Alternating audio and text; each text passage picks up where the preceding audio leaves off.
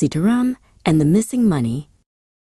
Sitaram, the scholar, frowned as he read the letter from his old tutor in Benares, inviting him to visit the city to meet distinguished men of learning who would be in the city for a conference. "It is an invitation I cannot refuse," thought Sitaram, "but what to do with the money I have saved? To take my 500 rupees with me would be dangerous, as there are far too many robbers on the road, who would gladly cut my throat for the sight of such a sum." Then Sitaram thought of Jeevan the merchant, who always greeted him with a kind word and smile.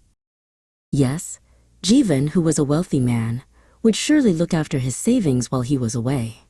Stowing his 500 rupees in a bag, Sitaram hurried to Jeevan's shop and asked the merchant to mind his money.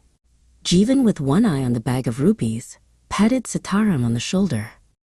"You should be careful whom you trust with so much money," he said dryly. "I prefer not even to touch your money, but if you like, you can bury it in my house. Then only you will know where it is hidden, and so it will be quite safe." Sitaram thought this to be a wonderful idea, not troubling to think that it would be quite easy for Jeevan or anyone else to find where he had buried his wealth. After digging a small hole in the corner of one of the rooms, Sitaram buried his precious money and, carefully stamping down the earth, gave a sigh of relief to know that during his absence his money would be so safe. 6 weeks later, Sitaram returned from Benares, full of all the wisdom he had acquired.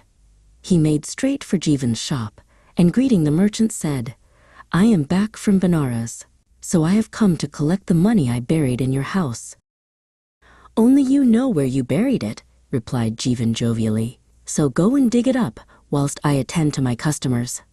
Sitaram carefully measured out the spot where he had buried the money and began to dig. Although he dug quite a big hole, there was no trace of his money. Dropping his tools, Sitaram rushed into Jeevan's shop. "My money!" he shouted in despair. "It has vanished." Jeevan looked amazed. "That is impossible. Only you knew where it was buried. You must have told someone, and I warned you not to trust anyone." Getting little sympathy from Jeevan, Sitaram wandered aimlessly along the road, bitterly bemoaning the loss of all the money he possessed. But he was jolted out of his misery when someone clutched his sleeve. Turning round, he saw it was the widow Bhavani, an old friend. "What ails you, my son?" she asked.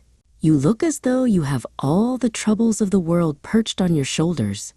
Sitaram, glad to have someone to confide in, blurted out how he had buried his money in Jeevan's house before he went to Benares, and now it had gone. The widow Bhavani looked puzzled at first, then she chuckled and said, "You were very foolish, Sitaram, to trust that man Jeevan.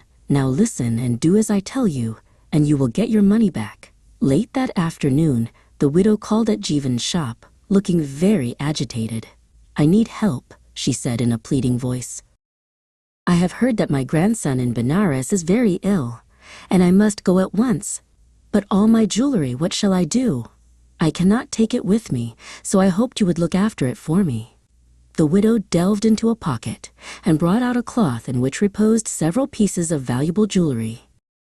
The sight of such wealth made Jeevan catch his breath, but he was soon assuring the widow that she could entrust her jewelry to his care, only she must not tell anyone of their secret arrangements. Listening to all these sweet promises, the widow looked relieved, and wrapping up the jewelry in her cloth, she said, "I will go home and get the rest of my jewels, and will be back here in an hour." With that, and clutching her precious package, she hastened down the road. Jeevan, his eyes still glistening at such wealth, rubbed his hands in anticipation. But then the thought struck him. Suppose that silly woman learns about Sitaram's loss, I shall never get my hands on that jewelry. Why did I trouble about a mere 500 rupees? I must put that matter right before Sitaram has the chance to meet the widow. Shouting to one of his assistants, Jeevan told him to find Sitaram quickly. Sitaram was not difficult to find, as he was loitering near the shop. As soon as Sitaram appeared, Jeevan greeted him with open arms. "I have wonderful news for you," he beamed. "You must have mistaken the spot where you buried your money, because I unearthed it in the far corner of the room. Here is your money." Sitaram was overcome with joy to get back his money. Just then, the widow came to the shop, and catching sight of Sitaram, she gave a cry of delight. "Why, it's Sitaram," she cried. "You have been to Benares. Did you by chance meet my grandson?" "Yes, I did," replied Sitaram. "He is looking very well and sent you his greetings." "Then all those rumors I heard of him being ill were false," she said indignantly.